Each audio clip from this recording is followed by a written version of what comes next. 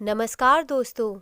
हिंदू पंचांग के अनुसार प्रत्येक माह दोनों पक्षों कृष्ण पक्ष और शुक्ल पक्ष की चतुर्थी तिथि को गणेश जी के पूजन का विधान है। कृष्ण पक्ष में पड़ने वाली चतुर्थी तिथि को संकष्टी चतुर्थी और शुक्ल पक्ष में पड़ने वाली चतुर्थी तिथि को विनायक चतुर्थी कहा जाता है। इस बार मार्गशीर्ष मास में कृष्ण पक्ष की संकष्टी चतुर्थी 12 नवंबर दिन शनिवार को पड़ रही है। बुद्धि और शुभता के देव गणेश जी को प्रसन्न करने और उनकी कृपा प्राप्त करने के लिए यह तिथि बहुत महत्व रखती है। दोस्तों, पंचांग के अनुसार इस साल मार्गशीर्ष कृष्ण चतुर्थी तिथि का आरंभ 11 नवंबर दिन शुक्रवार को रात 10:25 पर हो रहा है। यह तिथि 12 नवंबर दिन शनिवार को रात 8:17 तक मान्य होगी। उदया तिथि के अनुसार संकष्टी चतुर्थी का व्रत 12 नवंबर को रखा जाएगा।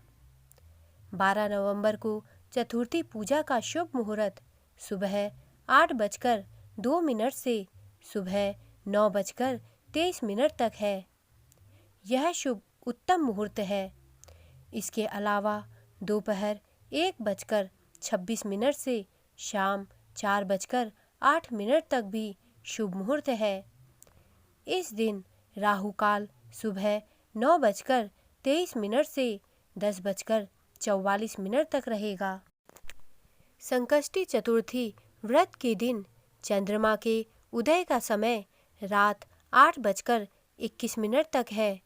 जो लोग व्रत रखेंगे वे इस समय में चंद्रमा को अर्घ्य देकर पूजा करेंगे। इसके बाद पारण करके व्रत को पूरा करेंगे। दोस्तों, संकष्टी चतुर्थी सिद्ध योग में है। सिद्ध योग सुबह से लेकर रात 10:04 तक है। उसके बाद से साध्य योग शुरू हो जाएगा। ऐसा माना जाता है कि सिद्ध योग में किए गए कार्य सफल होते हैं। ऐसे में सुबह मुहूर्त में गणेश जी की पूजा करनी चाहिए। इससे आपकी मनोकामनाएं पूर्ण होंगी और सभी संकट दूर हो जाएंगी। संकष्टी चतुर्थी व्रत की पूजन विधि इस प्रकार है। संकष्टी चतुर्थी के दिन प्रातः स्नान आदि से निवृत्त होकर लाल या पीले वस्त्र पहने। इसके बाद हाथ में जल, अक्षत और फूल लेकर संकष्टी चतुर्थी व्रत एवं गणेश पूजा का संकल्प लें। गणेश जी की मूर्ति या तस्वीर को एक चौकी पर स्थापित करें। इसके बाद गणेश जी को स्नान कराएं। सबसे पहले जल से, फिर पंचामृत से और पुनः शुद्ध जल से स्नान कराएं। फिर गणेश जी के समक्ष घी का दीपक जलाएं।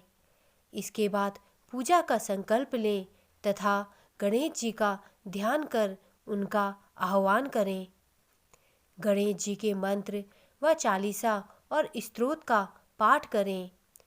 इसके बाद गणेश जी को वस्त्र चढ़ाएं तथा गणपति की प्रतिमा पर सिंदूर, चंदन, फल और फूलों की माला अर्पित करें।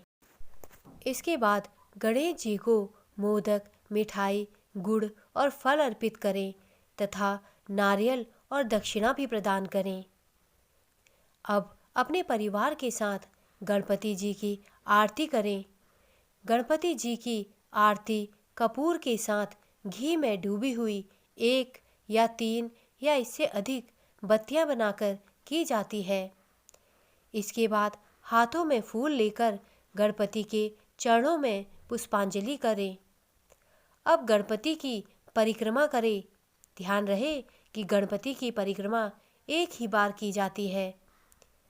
इसके बाद गणपति से किसी भी तरह की भूल चूक के लिए माफ़ी मांगे।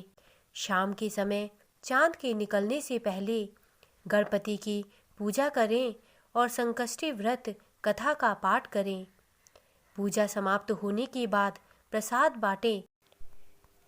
संकष्टी चतुर्थी व्रत के दिन चंद्रमा के उदय का समय रात 8:21 21 मिनट तक है।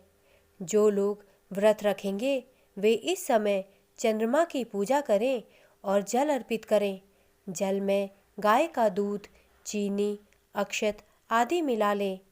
इसके बाद गणेश जी को प्रणाम करके उनसे व्रत को सफल होने एवं मनोकामना पूर्ण करने की प्रार्थना करें तथा व्रत का पारण करें। दोस्तों, शास्त्रों के अनुसार गणेश जी की कृपा पाने के लिए संकष्टी चतुर्थी का व्रत रखा जाता है। इस दिन विधि विधान से पूजन किया जाता है। मार्गशीर्ष माह की संकष्टी चतुर्थी का व्रत रखने से भक्तों की सभी मनोकामनाएं पूर्ण हो जाती हैं। इस दिन मंदिर में जाकर गणेश जी की पूजा की जाती है। कहते हैं कि पूजा के दौरान गणेश जी को मोदक का भोग लगाया जाता है। इससे वे जल्द ही प्रसन्न होकर भक्तों पर कृपा बरसाते हैं और उनकी सभी मनोकामनाएं पूर्ण करते हैं। दोस्तों, संकष्टी चतुर्थी के व्रत में कुछ बातों का विशेष ध्यान रखना चाहिए, जो इस प्रकार है। संकष्टी चतुर्थी का व्रत रात्रि में चंद्र दर्शन के बाद ही खोलना चाहिए। संकष्टी चतुर्थी का व्रत रखने वाले जातकों को फलाहार व्रत करना चाहिए। इसमें आप खिचड़ी, आलू और मूंगफली आदि भी खा सकते हैं। संकष्टी चतुर्थी पर पूजा में भगवान गणेश जी को तुलसी गलती से भी नहीं चढ़ानी चाहिए। घर पर यदि चूहा है तो संकष्टी चतुर्थी पर उसे नहीं सताना चाहिए। संकष्टी चतुर्थी पर महिलाओं को काले रंग का वस्त्र भी नहीं पहनना चाहिए। संकष्टी चतुर्थी की व्रत कथा इस प्रकार है। पौराणिक कथा के अनुसार एक बार सभी देवी देवताओं के ऊपर भारी संकट आ गया। जब वह खुद से इस संकट का समाधान नहीं निकाल पाए तो भगवान शिव के पास मदद मांगने के लिए गए। भगवान शिव ने गणेश जी और कार्तिकेय जी से संकट का समाधान करने के लिए कहा तो दोनों भाइयों ने कहा कि वे आसानी से इसका समाधान कर लेंगे। इस प्रकार शिव जी दुविधा में आ गए। उन्होंने कहा कि इस पृथ्वी का चक्कर लगाकर जो सबसे पहले मेरे पास आएगा वही समाधान करने जाएगा। भगवान कार्तिकेय बिना किसी देर किए अपने वाहन मोर पर सवार होकर पृथ्वी की परिक्रमा करने के लिए निकल गए। वहीं गणेश जी के पास मूषक की सवारी थी। ऐसे में मोर की तुलना में मूषक का जल्दी परिक्रमा करना संभव नहीं था।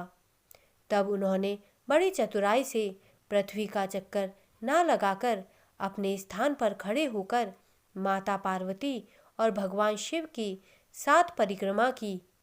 जब महादेव ने गणेश जी से पूछा कि उन्होंने ऐसा क्यों किया तो इस पर गणेश जी बोले, माता पिता के चरणों में ही पूरा संसार होता है, इस वजह से मैंने आपकी परिक्रमा की।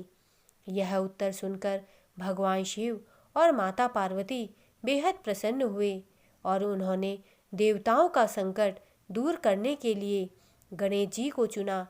इसी के साथ भगवान शिव ने गणेश जी को यह आशीर्वाद भी दिया कि जो भी चतुर्थी के दिन गणेश पूजन कर चंद्रमा को जल अर्पित करेगा उसके सभी दुख दूर हो जाएंगे, साथ ही पाप का नाश और सुख समृद्धि की प्राप्ति होगी। दोस्तों, मेरे द्वारा दी गई जानकारी अगर आपको अच्छी लगी हो तो कृपया मेरे चैनल को सब्सक्राइब करें तथा मेरे वीडियोस को लाइक करें। धन्यवाद।